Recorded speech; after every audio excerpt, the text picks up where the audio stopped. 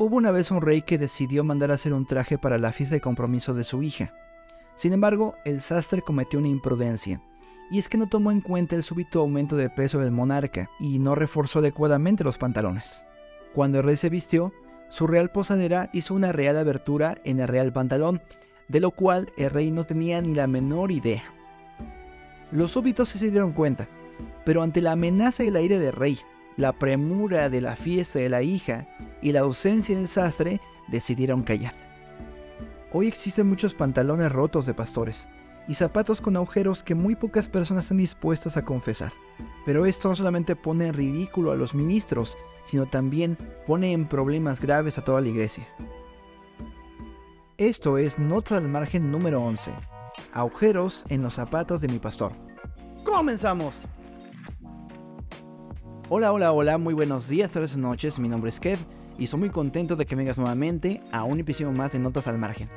Ya sé que vayas al trabajo o quizás estés en una jornada difícil de estudio por la noche, espero te la pases muy bien en esta más o menos media hora, 20 minutos, en la cual platicaremos de temas referentes a la cristiandad actual. En el podcast anterior, si es que no lo viste te lo resumo, hablamos sobre la visión que tiene la iglesia cristiana respecto a la visión que tiene Agustín Laje respecto a la participación cristiana en la política. Ok, eso sonó muy rebuscado.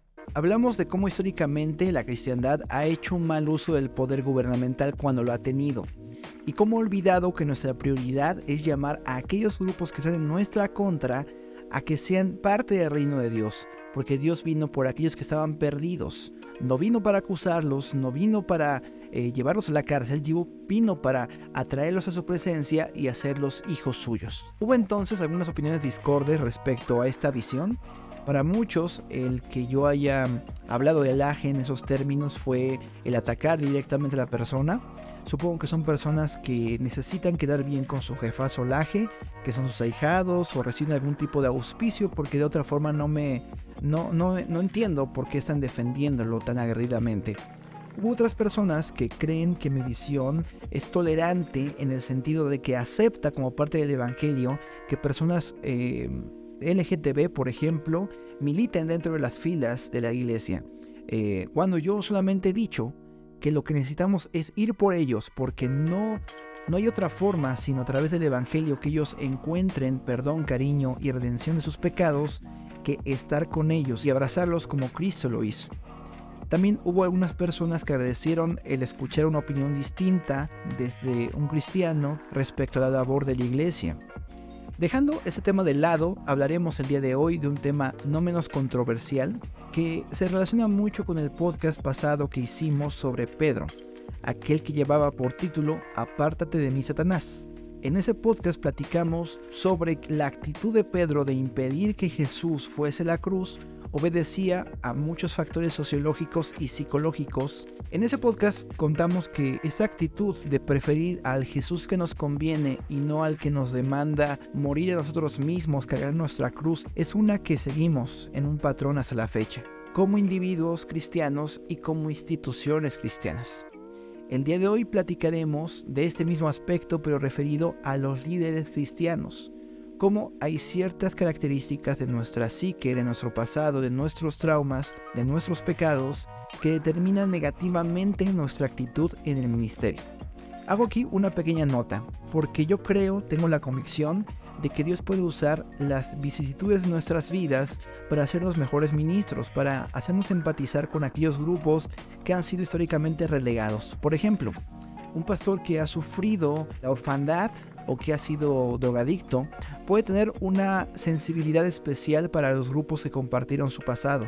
Puede abrazar con más ahínco a los drogadictos, puede atender con más esfuerzo y más comprensión a los huérfanos. Y esto es porque Dios lo permite, porque lo hace así, porque al transformarnos, mostrarle nuestras heridas, Él decide sanarnos. Dice Colosenses que con la misma consolación con la cual hemos sido consolados por parte del Padre, podemos consolar a otros. Si bien esto es una realidad, que Dios usa nuestro pasado para bien de su iglesia, cuando no confesamos cosas que están dentro de nosotros, cuando no trabajamos con el Señor y con los hermanos en la iglesia ciertos temas que nos fueron adversos en el pasado, podemos usarlos como excusa para herir a otros. lo que me hicieron termina siendo una excusa para repetirlo a otras personas. Así, lo que hizo Pedro, su pasado, donde no era nadie respecto a la educación, respecto a la visión académica de la fe, cuando llega a Cristo es alguien. Y ese ser alguien es un motivo por el cual decide querer impedir que Jesús vaya a la cruz. Se vuelve una piedra en el zapato de Jesús, una piedra del camino. Tan es así que Jesús le dice: apártate de mí, Satanás, vete de aquí, piedra de tropiezo. Es irónico porque antes parecía que Jesús volcaba su aprobación en Pedro y ahora le dice Satanás. Y podría ser que la misma situación que pudo ser de bendición para otros, si no la ponemos a los pies de Dios para que Él la resuelva, podría ser de maldición a otros. Vamos por ejemplos concretos de esta actitud. En generaciones pasadas no hubo la oportunidad de muchos de nuestros padres en la fe, como los llamamos, los pastores que históricamente han atendido a congregaciones en América Latina. Ellos han tenido que levantarse con lo que Dios les ha dado y ha sido de bendición para nosotros definitivamente. Dios se ha placido de usar a personas humildes y de todo tipo para llevar su evangelio, empoderarlas con su espíritu y hacer que hagan grandes proezas. Sin embargo, en carencia de la formación, creyeron que este aspecto, por ejemplo, de la carencia formativa, era un aspecto definitorio para tener tal éxito en sus ministerios. A menos preparación había más fe, creían algunos. Ya no estoy confiando, como lo hacen los profesionistas, en su conocimiento. El famoso, la mucha letra mata. Y esta actitud hizo que muchas personas que se criaron sin los beneficios de seminarios ni instituciones donde se les diere la doctrina correctamente, tomasen como una herejía el que alguien se quiera preparar. Tomasen como un hecho subversivo, idolátrico, secular, el que alguien decida prepararse un poco más en los idiomas originales. A partir de una carencia, creo una regla para denostar a un grupo que no tiene esa carencia. Es el resumen en el cual podría sintetizarse este podcast. Algo que yo no tuve y que alguien tiene, yo lo tildo como algo malo y negativo. Otro muy buen ejemplo es el atuendo. El atuendo se usó como una forma de contrarrestar la influencia del mundo hacia la iglesia, para marcar una línea muy clara en lo que era cristiano y lo que no era cristiano, lo que era de Dios y lo que no era de Dios. Y si bien Dios honra a aquellos que deciden mostrar con su ropa, con su actitud, con su forma de hablar, la gloria del Señor, el creer que por eso recibimos su gracia es un gran error. Cae en un legalismo, es más, cae en un fetichismo. Esta conducta de algunos pueblos que creen en la hechicería, que piensan que por vestir las pieles de animales, por tener ciertos aditamentos en su indumentaria, son espiritualmente más poderosos. Esa es una creencia muy chamánica que se ha trasladado a nuestra idea de lo que es un cristiano.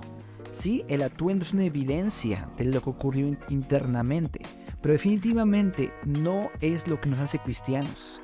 Y sin embargo, muchas personas creen que la fidelidad en la vestimenta, la fidelidad en el no tomar o el no fumar es lo que provocó el éxito ministerial en los diferentes pastores que nos antecedieron. No, fue la mera gracia la que provocó que esas personas conociesen más a su Señor y se santificasen, no tanto en el externo, sino en el interno, que provocó cambios externos. El error que ocurrió fue exigir el cambio externo cuando Dios no había hecho el cambio en lo interno. Que este afán de aparente santidad fuese el único grado de identificación de un cristiano. Siendo así, había personas no regeneradas, y los hay todavía en la iglesia, que visten muy adecuadamente, que agradan al ojo, a lo que el hombre considera como lo santo, y sin embargo, como le he dicho, no han sido llevadas a Cristo. No voy a meterme en decir que si una persona viste como quiere, no importa porque es cristiana. No, sino que se ha puesto demasiado énfasis en la vestimenta como medio de salvación, y eso es terrible. Estas carencias en la formación de nuestros hermanos, de los que llamamos padres en la fe, han hecho daño y harán daño a la iglesia si es que no ponemos un alto y les llamamos a recordar de quién depende sus ministerios y el nuestro.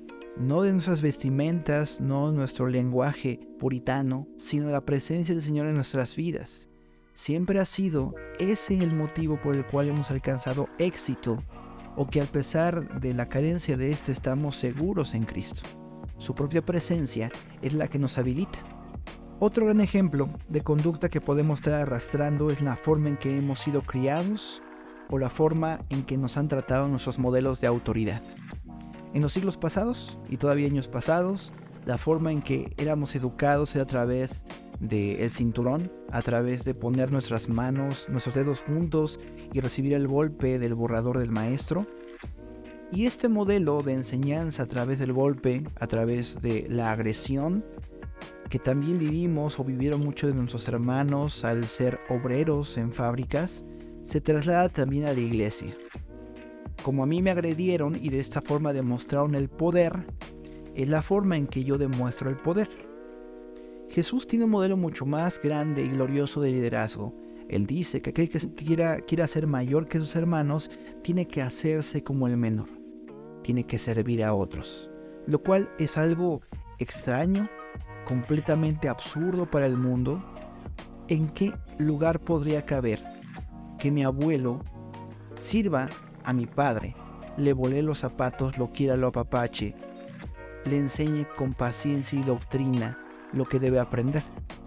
¿En qué modelo mundano cabe que un jefe secular comprenda las necesidades de su obrero, le ayude y se interese por él? Al contrario, parece que, aunque no queramos admitirlo, elogiamos aquellos modelos autoritativos que se basan en ira y contienda.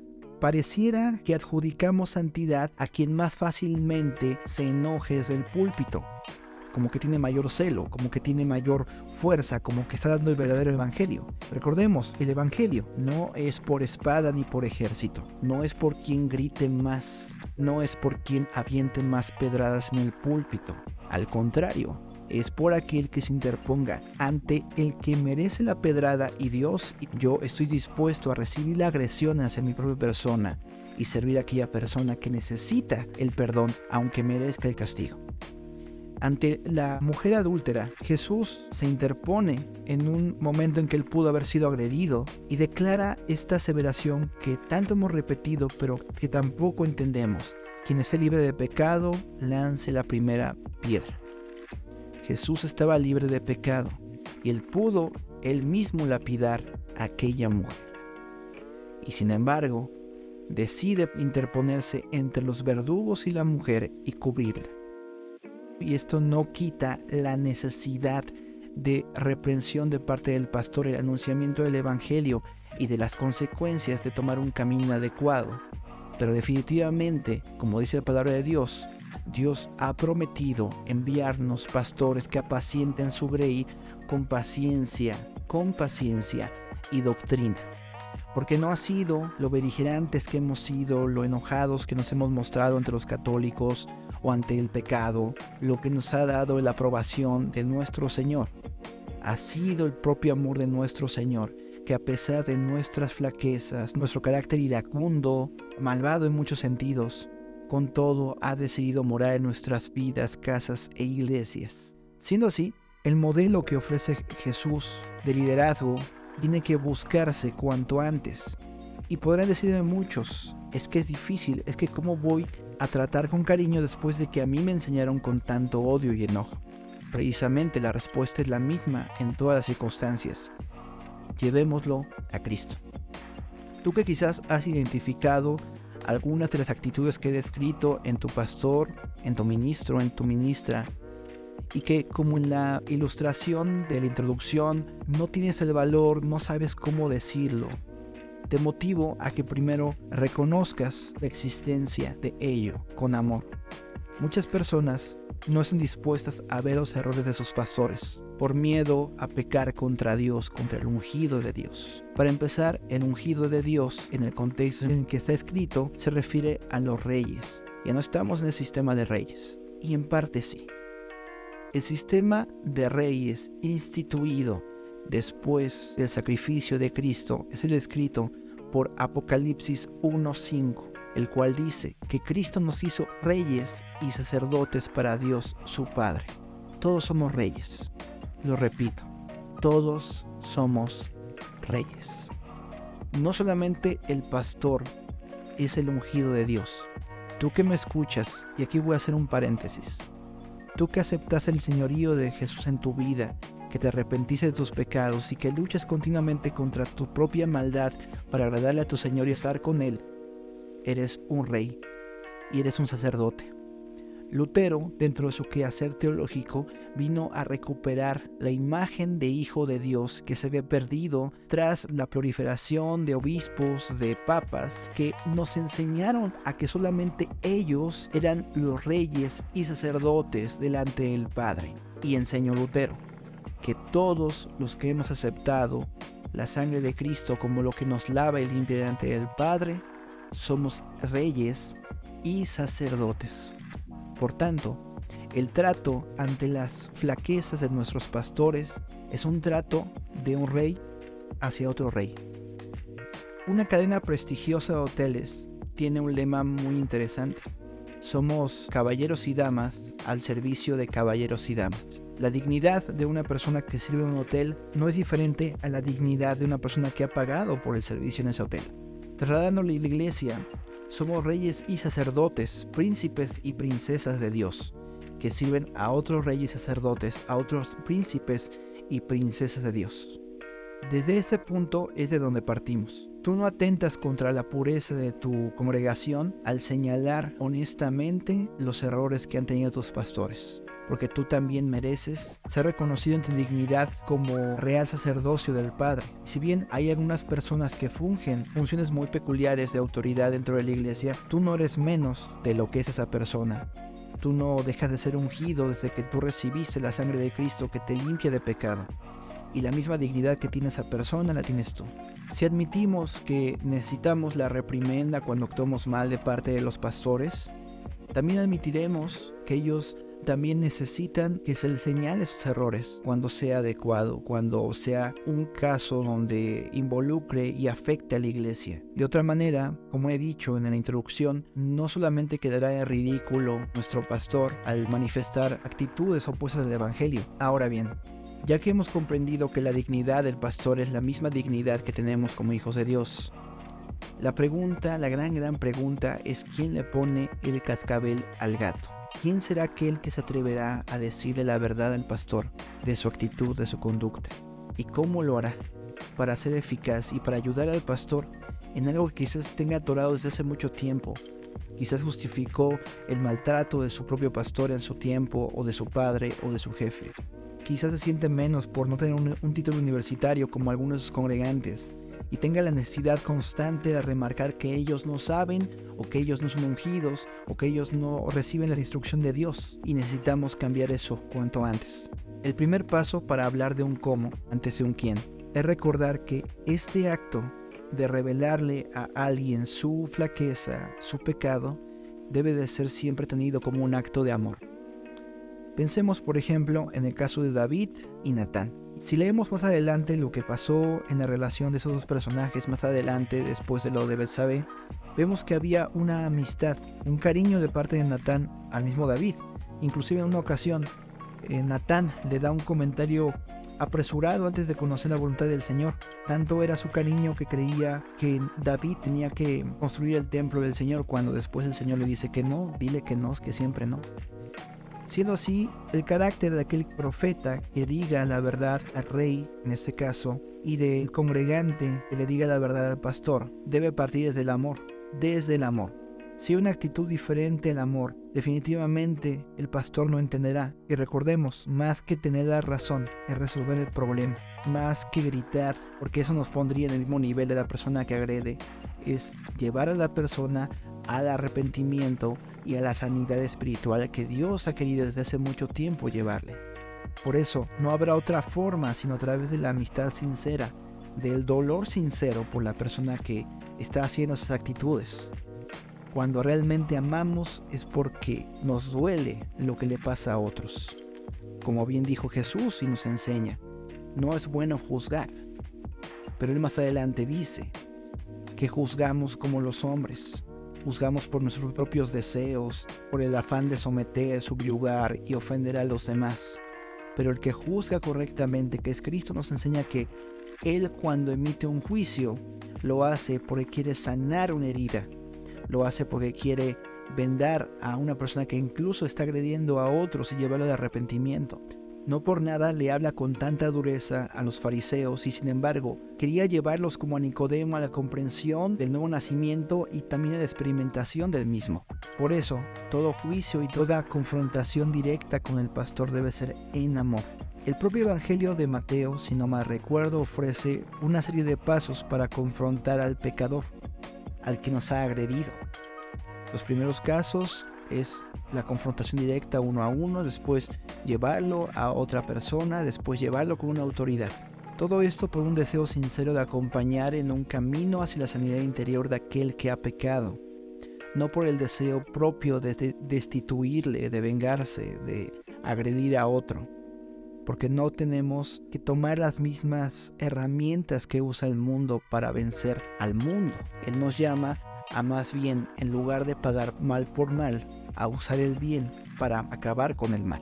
No asumir que Dios va a cortarles como cizaña, sino como el mismo Jesús dice, no lo cortes, no sea que cortes junto con el trigo la cizaña. Reconocer que hay posibilidad de que aún a la persona que más nos ha hecho daño, tratarla como trigo es el mejor camino.